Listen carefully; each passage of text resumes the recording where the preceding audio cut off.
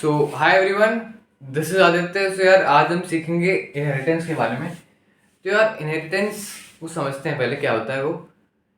अगर हम उसको रियल लाइफ एग्जांपल से कनेक्ट करने की ट्राई करें तो इनहेरिटेंस यार, जैसे हम लोग बोलते हैं ना हमारे घरों में, कभी कभी ये चीज़ बात उठती है कि हमें बड़े बुजुर्गों से, हमारे जो एंसेस्टर्स होते हैं उनसे हमें कुछ मिला होता है, कोई मतलब कुछ प्रॉपर्टीज, कुछ गुण मिले होते हैं, और कुछ हो भी सकता है कि हेल्थ प्रॉब्लम्स मिलें।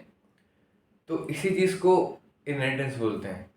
अब प्रोग्रामिंग में इसको कैसे लिखते हैं? प्रोग्रामिंग में यार हम लोग इनहेरिटेंस, जब भी इनहेरिटेंस का कॉन्सेप्ट हमें इम्प्लीमेंट करना होता है जावा में, तो जावा में हम लोग इसको लिखते हैं एक्सटेंड्स कीवर्ड की मदद से। तो पहले, सबसे पहले इसके डेफिनेशन के बारे में बात कर लें तो डेफिनेशन, जो चतुर वाली जो डेफिनेशन है वो क्या होती है? व्हेन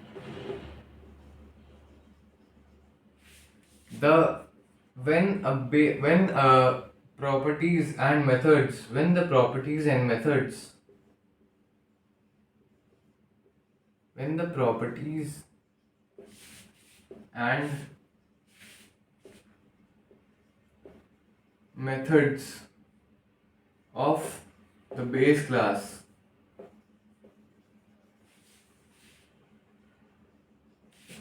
is, मतलब ऑफ नहीं, इज नहीं होगा, are passed on to the derived class, इसी को बोलते हैं इनहेरिटेंस। तो ये इसकी हो गई प्रॉपर डेफिनेशन एग्जाम में लिखने वाली। When the properties and methods of the base class are passed on to the derived class। अब base class और derived class क्या होती है? base class को हम लोग parent class भी बोलते हैं, और derived class, और यहाँ पर derived लिखना भूल गए, derived class। ठीक, अब इसको समझते हैं। ठीक, बेस क्लास, जैसे फॉर एग्जांपल हमने एक एनिमल नाम की क्लास बनाई। ठीक, अब एनिमल हमें पता है कि एनिमल में वो एनिमल भी आते हैं जो लैंड पे रहते हैं, वो भी आते हैं जो हवा में रहते हैं, और वो भी आते हैं जो पानी के अंदर रहते हैं। तो एनिमल एक पैरेंट क्लास कह सकते हैं उसको।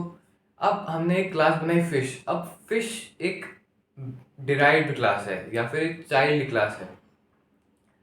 अब ये जो डिराइव्ड क्लास है, इसको अगर हमें इसको लिखना हो तो क्लास फिश एक्सटेंड्स एनिमल। तो अब एक्सटेंड्स ये बताएगा कंप्यूटर को कि हमने फिश को as a derived class use किया है। ठीक है, तो ये एग्जांपल हो गया इसका। अब इसके टाइप्स के बारे में बात करते हैं। ठीक है, तो टाइप्स के बारे में बात करते हैं तो उसका सबसे पहला टाइप होता है single level inheritance. Single level inheritance, तो जैसा कि हम सुन पा रहे हैं कि सिंगल लेवल इनहेरिटेंस क्या होता है? जब एक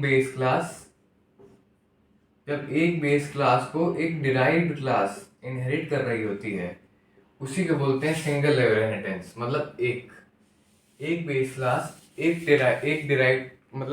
डिराइव्ड क्लास बेस क्लास को इनहेरिट कर रही होती है, तो उसको बोलते हैं सिंगल लेवल इनहेरिटेंस। तो अब दूसरे उस पे आते हैं, दूसरे को बोलते हैं मल्टी लेवल इनहेरिटेंस। दूसरे को बोलते हैं मल्टी लेवल इनहेरिटेंस।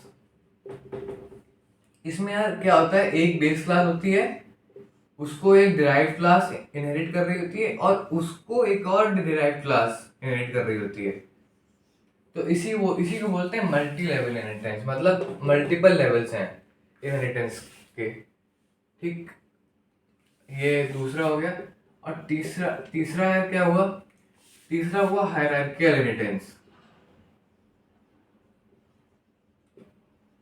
अब हायरार्किकल इनहेरिटेंस में क्या होता है कि एक बेस क्लास होती है और मल्टीपल डिराइव्ड क्लास होती हैं।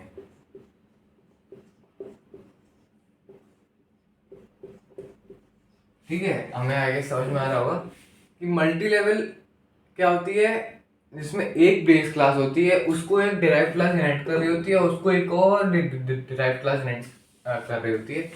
और तीसरी होती है हायरार्किकल इनहेरिटेंस, इसमें एक बेस क्लास होती है और मल्टीपल डिराइव्ड क्लास यूज करते हैं।